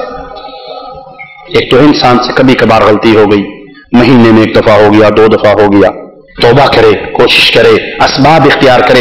एक आसान सा काम है, आप एक मोबाइल ले लें, 90 रियाल का चाइना का मोबाइल, उसमें एक सिम डालें, جو مسجد کے امام صاحب کو دے دیں, مؤذن کو دے دیں, اپنے کسی نمازی مستقل بھائی کو دے دیں اور اس کو آف نہ کریں, سائلنٹ نہ لگائیں, اور وہ بھائی جب فجر پہ اٹھو نا تو مجھے ذرا فون کر دینا, میں بھی اٹھ جاؤں گا, 1 بیل 2 بیل 3 بیل 4 بیل اٹھ جاؤ گے, الارم لگا کے سوئیں, گھڑی لگا کے سوئیں, پھر بھی شیطان غالب آئے تو اٹھتے ہی نماز ادا کریں. لیکن ایسا نہ کریں کہ آپ کی روٹین بن جائے کہ آپ ہمیشہ رات کو لیٹ ہی نماز پڑھیں, لیٹ سوئیں اور صبح کی نماز آپ کی فوت ہو جائے. میں اہل حدیث کیوں کہلاتا ہوں, میں اہل حدیث کیوں ہوا ہوں؟ اہل حدیث کہتے کس کو ہیں, پہلے یہ فیصلہ کر لیں, پھر سوال آسان ہو جائے گا. قرآن کو اللہ نے حدیث کہا ہے, فَبِأَيِّ حَدِيثٍ بَعْدَهُ يُؤْمِنُونَ. قرآن بھی حدیث ہے اور احادیث رسول اللہ صلی اللہ علیہ وسلم بھی حدیث ہے. تو قرآن اور حدیث کو ماننے والے کو کیا کہتے ہیں؟ اہل حدیث. تو ہر مسلمان اہل حدیث ہے. ہر مسلمان, کوئی ہے جو قرآن کا انکار کرے, کوئی ہے جو حدیث کا انکار کرے. یہ ہمارا صفاتی نام ہے, یہ ہمارا تعارفی نام ہے. ہمارا اصل نام کیا ہے؟ هو سماکم المسلمین. اصل نام مسلم, ہم مسلم ہیں, ہمارا نام مسلم ہے. لیکن تعارف جب ہوا تو ہمارا تعارفی نام کیا ہے؟ اہل حدیث, اہل السنہ والجماع, اہل الحدیث. مترادف چیزیں ہیں. کیوں؟ ہم قرآن اور حدیث کو مانتے ہیں. اس نام کی ضرورت کیوں پڑی پہچان کے لیے؟ اس نام کی ضرورت کیوں پڑی؟ نبی صلی اللہ علیہ وسلم کے دور کے اندر تعارفی نام بہت زیادہ تھے. صحابہ تھے, اہل بدر بھی تھے, یا معاشر الشباب بھی کہا, انصار بھی تھے, مہاجرین بھی تھے, تعارف تھا نا ان کا, تھے سارے کے سارے مسلم. جب تک دنیا کے مسلمان اسی دین پہ رہے جو رسول اللہ صلی اللہ علیہ وسلم دے کر گئے تو سارے کے سارے مسلم تھے. پھر فتنوں کا دور کھلا, فتنوں کا دروازہ کھلا, شیعہ پیدا ہوئے, خوارج پیدا ہوئے. اس وقت پھر صحابہ کا آخری دور تھا, تابعین کا ابتدائی دور تھا. وہاں پہ اہل سنت والجماعت کا نام تابعین کے دور میں متعارف ہوا, جو اصل نام نہیں. اصل نام مسلم ہے, یہ ہمارا تعارف ہے. بھائی گھوڑوں کو پوجنے والا بھی مسلم ہے, قبر کو پوجنے والا بھی مسلم ہے, مندر میں جا کے عید میلاد منانے والا بھی مسلم ہے, کرسمس کا کیک کاٹنے والا بھی چرچ میں کھڑا ہو کے مسلم ہے. ہم کون سے مسلم ہیں؟ ہم وہ مسلم ہیں جو صرف قال اللہ وقال رسول کو مانتے ہیں. ہم وہ مسلم ہیں. ہمیں اہل السنہ والجماعہ بھی کہا جاتا ہے, اہل الحدیث بھی کہا جاتا ہے. تو یہ ہمارا تعارفی نام ہے. اہل حدیث بننا لازم ہے, کہلوانا نہیں. اگر بندہ ایک اہل حدیث نہیں کہلواتا, اگر ایک بندہ اہل حدیث نہیں کہلواتا لیکن عقیدتاً منہجاً وہ اہل الحدیث ہے تو ہمارا بھائی ہے, ہمارا بھائی ہے. وہ اگر قرآن و حدیث میں چلتا ہے ہمارا بھائی ہے. لیکن آج کے اس پرفتن دور میں اپنے آپ کو اہل حدیث کہلوائیے, اپنا تعارف کروائیے کہ ہم وہ نہیں ہیں جو قبروں کا طواف کر کے اہل سنت کہلواتے ہیں. ہم اہل الحدیث ہیں. ہمارے ایک ہاتھ میں محمد صلی اللہ علیہ وسلم نے قرآن دیا ہے, دوسرے ہاتھ میں حدیث دی ہے. ترکت فیکم, میرے پیارے حبیب کا فرمان ہے. تو اہل حدیث بننا لازم ہے اور ان گمراہ فرقوں کے درمیان اپنا تعارف کروانا لازم ہے. اللہ ہمیں عمل کی توفیق عطا فرمائے.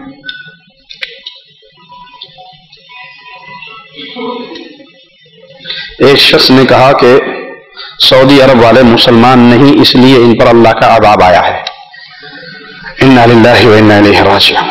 اسے تو بھائی ہاں, جیسے آپ مسلمان ہیں ہم ویسے واقعی سعودی عرب والے مسلمان نہیں ہیں. آپ قبروں پہ سجدہ کر کے بھی مسلمان ہیں, آپ قبروں کا طواف کر کے بھی مسلمان ہیں, آپ یا علی مدد کے نعرے لگا کے بھی مسلمان ہیں, آپ ہاتھ میں امام زامن باندھ کے بھی مسلمان ہیں, آپ کوٹھے پہ کالی ہنڈیا رکھ کے بھی مسلمان ہیں, آپ ٹوڈی گاڑی کے آگے جوتی باندھ کے بھی مسلمان ہیں, آپ گلے میں تعویذ پہن کے بھی مسلمان ہیں. واقعی سوری, ہم ایسے مسلمان نہیں ہیں جیسے مسلمان آپ ہیں. ہم وہ مسلمان ہیں جنہوں نے کتاب اللہ اور سنت رسول اللہ کو اپنے سینے سے لگایا ہے. اللہ کی رحمت سے سعودی عرب دنیا کا وہ ملک ہے جہاں پہ امن ہے. امن ہے یا نہیں؟ شانتی ہے یا نہیں؟ دنیا میں کہیں یہ امن آپ کو ملتا ہے؟ ٹھیک ہے, ملتا ہے کہیں پہ؟ مجھے یاد ہے کراچی کے ایک بھائی نے واقعہ سنایا کہ میں نے موٹر سائیکل موسیٰ لین میں ایک بجلی کے کھمبے سے موٹی زنجیر اس کے ٹائر میں ڈال کے کھمبے سے باندھ دی کہ کوئی چوری نہیں کرے گا. صبح اٹھ کے آیا تو چور نے نٹ سے ویل کھول کے چھوڑ دیا, باقی اٹھا کے لے گیا کہ ویل پھر لے لوں گا بازار سے. اور یہاں آپ دیکھتے ہو کہ لاکھوں کی گاڑیاں روڈ پہ کھڑی ہوتی. ہم ریاض سے سفر کرتے ہیں, اللہ کی قسم میں اپنا واقعہ سناتا ہوں. گاڑی چلاتے چلاتے نیند آ جاتی ہے सड़क से गाड़ी को नीचे उतारते हैं और आंखें बंद करके सो जाते हैं, जुबान हाल से खादिम हरमैन शरीफैन के लिए दुआएं निकलती हैं कि अल्लाह ने जो अमन यहां पे अता फरमाया वो अमन किसी और मुल्क को नसीब क्यों अमन मिला हुआ है पता है? कुरान से पूछो, कुरान बताएगा क्यों अमन मिला है। जो ईमान लाने के बाद शिरक ना करें, उलाइका लहुमुल अमनु व हुम मुहतदून, जो शिरक नहीं करता अल्लाह उसको अमन भी देता है, हिदायत भी देता है। हमारे मुल्कों के अंदर सारी नेमतें मौजूद हैं, तौहीद की नेमत, कहीं काला झंडा, कहीं सावी झंडी, कहीं बाबा जी, कहीं बेबे जी। एक बीबी की फेसबुक पे आजकल बड़ी मशहूरी चल रही है, उसके हाथ पे वो कहते हैं कि एक हाथ पे अल्लाह लिखा हुआ है, एक हाथ पे मोहम्मद लिखा हुआ है। अल्लाह मोहम्मद वाली साहिबा, माई साहिबा से आके दम करवाओ, दुआ करवाओ, तावीज लो, उसके अल्लाह मोहम्मद दोनों हाथों पे लिखा गया, करामत हो गई। उसको नहीं पता था कि सुनने वालों में कोई वाबी भी होगा। वही इस वजह से सुभान अल्लाह, नारा रिसालत, कोई अक्लमंद भी सुन लेगा भाई। उस बीबी से पूछो, तेरे एक नाम पे अल्लाह, एक हाथ पे अल्लाह, एक हाथ पे मोहम्मद, अस्तंजे के लिए तूने खादमा रखी हुई है, तहारत के लिए क्या करती है? शर्म नहीं आती तुम्हें अल्लाह और उसके रसूल के साथ मजाक करते हुए? भाई बाएं हाथ से तहारत करोगी तो यहां मोहम्मद का नाम लिखा हुआ है सल्लल्लाहु अलैहि वसल्लम, तुमसे बड़ा भी कोई जालिम गुस्ताख होगा? दाएं हाथ से लोटा पकड़ोगी, नापाक से गंदगी लगी हुई होगी तो यहां अल्लाह का ना, हमें तो हुक्म है कि कुरान हकीम का कोई वर्का भी आपकी जेब में हो तो हमाम में ले जा सकते नहीं, ले जा सकते। और तुम अल्लाह मोहम्मद अपने हाथों पे खुद छाप के इसको करामत बना के दुनिया कमाने के लिए अल्लाह और उसके रसूल की तौहीद करते हो। तुम्हारे ऊपर जो अजाब आया हुआ है अल्लाह उस अजाब से मुसलमानों को नहीं चाहते। आया हुआ है या नहीं? मस्जिदें अल्लाह के लिए होती हैं, क्या मस्जिदों में खुदकश हमले नहीं होते जी? क्यों शेख हाफिज साहब, मस्जिदों में खुदकश हमले नहीं होते? इमाम बाड़ों में खुदकश हमले नहीं होते? अरे जनाज़गाहों पे खुदकश हमले, बंदा मर गया, 50 बंदे उसका जनाजा पढ़ने के लिए आ रहे हैं और एक जालिम मुजरिम आके वहां पे अपने आप को फाड़ देता है, खुदकश हमला करता है। एक तो मरा ही मरा था, जो उसकी दुआ करने के लिए आए थे 20 उनमें से भी मर गए। इससे बड़ा कोई अवाब होगा? ये अवाब है इसलिए कि तुमने अल्लाह की तौहीद के अंदर शिर्क को मिला दिया है। तुमने पूजने के लिए मुझे जेलम का वो बोहड़ का दरख्त, उसकी वीडियो मेरे पास मौजूद है, पीर जी की कब्र नहीं है, खाली बोहड़ का दरख्त है, उसके नीचे भी चराग जले हुए और धागे बंधे हुए हैं। मेरे प्यारे हबीब को नए नए मुसलमान होने वाले सहाबा ने कहा था, जिस तरह इन मुशरिकीन का दरख्त है, ज़ाते अनवाज हमारे लिए भी एक बना दीजिए। आपने कहा था ये ऐसी है जैसे मूसा की कौम ने कहा था हमारा भी एक इलाह बना दीजिए। उन्होंने पूजा नहीं था उस दरख्त को, तुम तो बोर्ड के दरख्त को पूजते हो। तो सऊदी अरब के अंदर तौहीद की वजह से अमन है, और जो जो मुल्क तौहीद को गालिब करेगा अल्लाह उसको वैसे वैसे अमन से नवाजता जाएगा। जिसका अल्लाह मौला उसका अली मौला, जिसका अली मौला उसका, प्यारे नबी सल्लल्लाहु अलैहि वसल्लम की सही हदीस है, जिसका मैं मौला उसका अली मौला, हदीस सही है। जिसके नबी सल्लल्लाहु अलैहि वसल्लम जिसके मौला हैं, अली भी उसका मौला है। हम मोहम्मद को भी मौला मानते हैं सल्लल्लाहु अलैहि वसल्लम, सैयदना अली को भी मौला मानते हैं, लेकिन बात पूरी सुना करो, मलंग के रास्ते पे ना चला करो। मलंग से किसी ने कहा कि नमाज पढ़ा कर, तेरा पागल बेवकूफ, नमाज पढ़ा कर, कुरान में लिखा है या अय्युहल्लज़ीना आमनू ला तक़रबुस्सलाह, ईमान वालों नमाज के नजदीक भी ना जाना। उसने कहा आगे तो पढ़ो, वन तुम सुखारा, जब नशे में हो तब ना जाना। कहता मलंग तो 24 घंटे टोन होता है, आगे तो पढ़ो वन तुम सुखारा, जब नशे में हो। कहा इतनी पे मैं अमल करता हूं, बाकी पे तू अमल कर ले। भाई जिसके नबी मौला उसके अली मौला, सही है। क्या मायना इसका? जो मोहम्मद से मोहब्बत करता है वो अली से मोहब्बत करे। मौला बमायना दोस्त, मौला बमायना महबूब। प्यारे नबी ने फरमाया अली तुझसे मोमिन मोहब्बत करेगा, मुनाफिक बुग़्ज़ करेगा। हम अली से मोहब्बत करते हैं, हसन हुसैन से मोहब्बत करते हैं, प्यारे हबीब से मोहब्बत करते हैं। अगर बमायना मालिक लेते हो, अल्लाह मौलाना, तो मालिक अल्लाह ही है। मोहम्मद करीम का मालिक भी अल्लाह है, सैयदना अली का मालिक भी अल्लाह है। बमायना मालिक में अल्लाह तन्हा और यकता है, और बमायना मौला में अल्लाह के नबी ने और सहाबा को भी ये कहा था। तो उससे मुराद दोस्ती और मोहब्बत है, ना कि मालिक होना।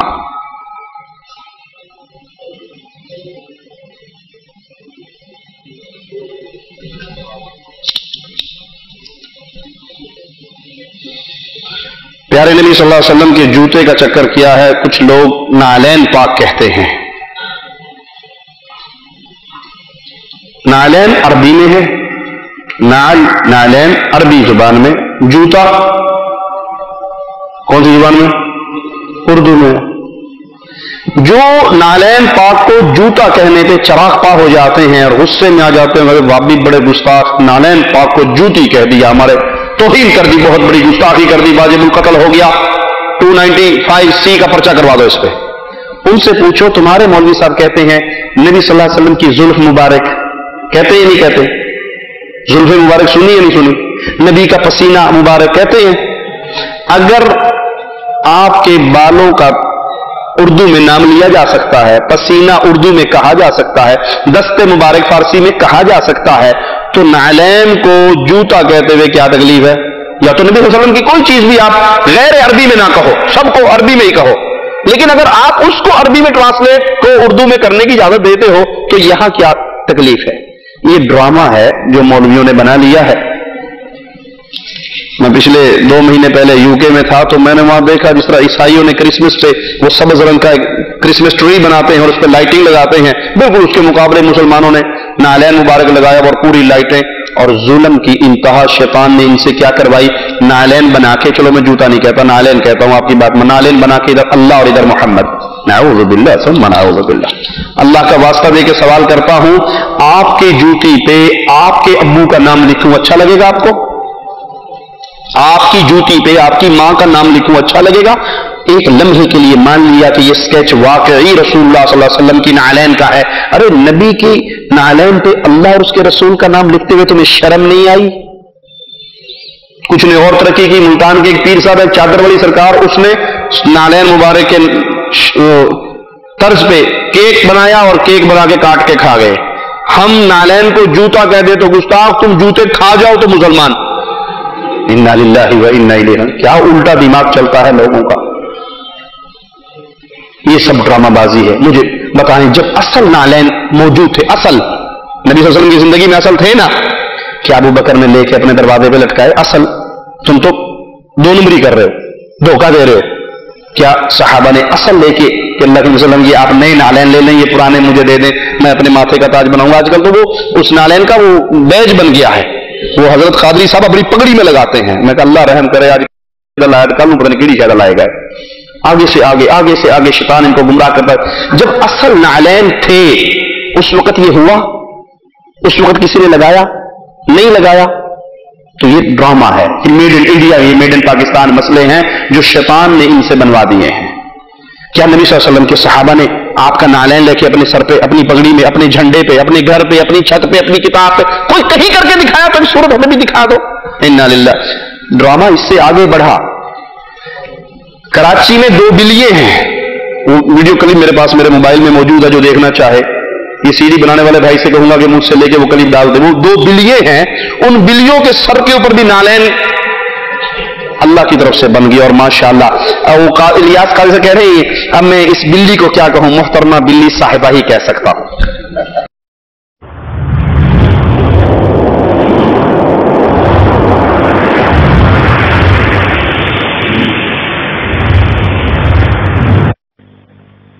عموماً ہم نے چاند پر نقشے نالے پاک دیکھا ہے، لیکن یہ بلی کے سر پر نالے پاک کا نقش ظاہر ہے. آپ سے سوال یہ ہے، کیا اس نالے پاک کے نقش کی وجہ سے اس بلی کی تعظیم کرنا چاہیے؟ اور کیا نالے پاک کے نقش کی وجہ سے بلی کو اگر ہم کچھ کھلائیں تو کیا اس کا بھی ثواب ملے گا؟ جواب عنایت فرمائیں. جزاک اللہ خیرہ.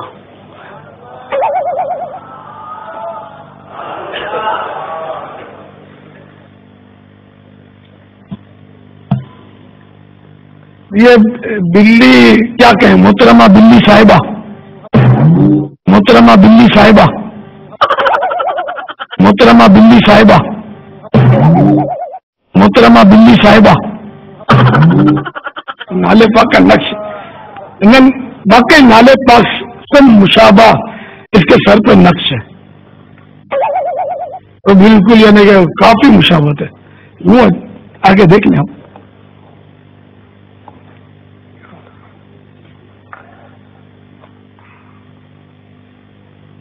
काफी मुशाबत है बहुत। हाँ पापा ये दो बच्चे अलग अलग हैं, दो बिल्ली हैं, ये दो बच्चे और दोनों के सरों पर ये निशान है, सुभान। कोरंगी में है हमारे। अच्छा जी पापा, कोरंगी शरीफ हम पुराना की बिल्ली है ये। मरहबा। हाँ, एक तो ये जिसकी आंखें नीचे हैं, वो अच्छा ये कुफले मरी आंखों में। वाह, सल्लु अलल हबीब सल्लल्लाहु तआला अला मुहम्मद। अच्छा अब ये बिल्ली मोहतरमा बिल्ली साहिबा जो है, तो अब इनके शादी पर नाले पाक के मुशाबा नक्श बना हुआ है, ठीक है ना। तो अब ये समझ करके ये नाले पाक से मुशाबा है, अगर कोई एहतराम करता है या इसको चूमता है तो इंशाअल्लाह सवाब का हकदार बनेगा।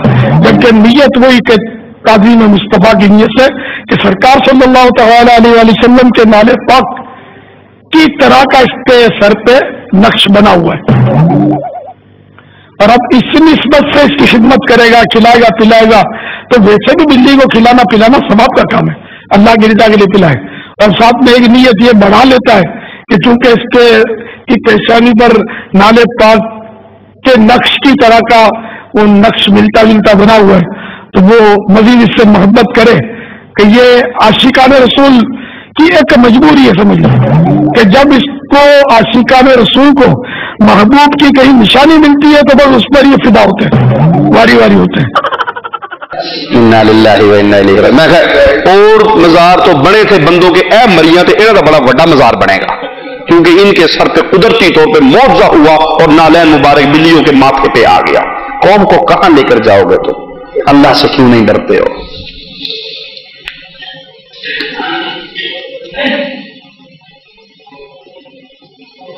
मेरे माँ बाप पर कर्ज और मेरी ख्वाहिश है जो मेरी ज़कात है, मेरी तनख्वाह है वो जमा करके कर्ज उतारूं, ज़कात वगैरह ना करूं, क्या ये ठीक है कि ज़कात से बेहतर है मैं वालिदैन का कर्ज उतारूं? आपकी जो जो तनख्वाह आती रहे उसको उतने हिस्सा कर्ज में देते रहो, तो ना बचेगी तो ना ज़कात होगी। अगर इकट्ठा करके रखोगे और उस पर साल पूरा होगा और वो निसाब को पहुंचेगी तो ज़कात देनी पड़ेगी। क्या माँ बाप के लिए हज या उम्रा बदल कर सकते हैं? अगर उनके ऊपर हज फर्द है और वो बीमार हैं और सेहत वाले नहीं हैं और आप उनकी तरफ से अपना हज कर लिया है तो उनकी तरफ से अदा कर लें। किसी शख्स को नमाज पढ़ने की दावत दी जाए तो वो कहता है वो इबादत पूरे करो, हक़ूक़ुल्लाह तो माफ हो जाएंगे। इन्ना लिल्लाहि व इन्ना इलैहि राजिऊन। शैतान ने धोखा दिया हुआ है। हक़ूक़ुल्लाह ऐसे हकूक जिससे इंसान काफिर बन जाए अदा ना करते हुए कतन माफ नहीं होंगे। हक़ूक़ुल इबादत बहुत जरूरी है, लेकिन कुछ ऐसे हकूक हैं इस्लाम के जिसके छोड़ने से बंदा काफिर हो जाता है, और उनमें से एक नमाज भी है। नमाज का मुस्तकिल तारिक काफिर है, उसका शुमार क़यामत के दिन फ़िरऔन और हामान के साथ होगा। खुद लज्जती के बारे में किसी ने पूछा है, ये बहुत बड़ा गुनाह है, इससे तौबा कीजिए।